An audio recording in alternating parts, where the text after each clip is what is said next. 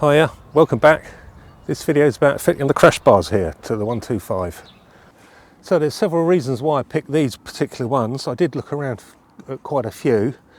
One is they use the middle bit where the original bars are fitted, which leaves these two bolts here for something else if you needed it, like this centre rack.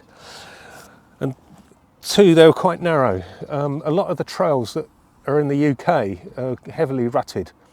So I needed something that would go in the ruts but still protect the pedals. So I'm hoping that that's what this bit does. And that's just about wide enough to protect the knees. So the first thing we've got to do is undo two of the poppets under here, which is there and there.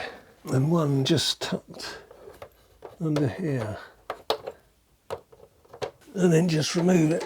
There are actually 4 poppets in total. This is the top. So there's one there, 2 in the middle and 1 at the end. And then we take the plate off. So there's 2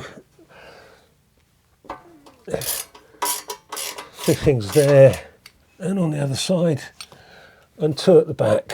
And that just slides back and off. So 2 clips there and there.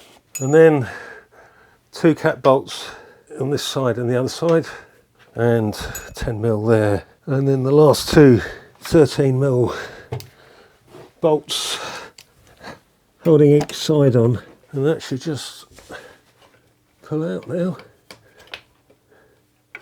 Okay, I've got another one under there I didn't know about.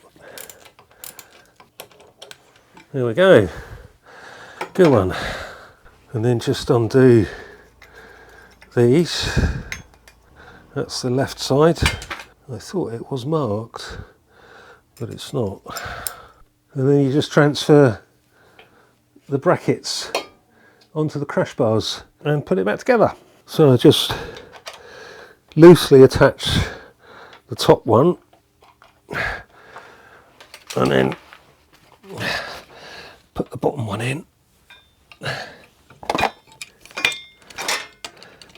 And I'm going to put the other side on, and then I'm going to put the bash plate on before I tighten everything up. Okay, so that's both sides on, and all I've got to do now is put the bash plate on. So that's all in. It was a bit of a bugger lining up the bash plate, but I managed to do that.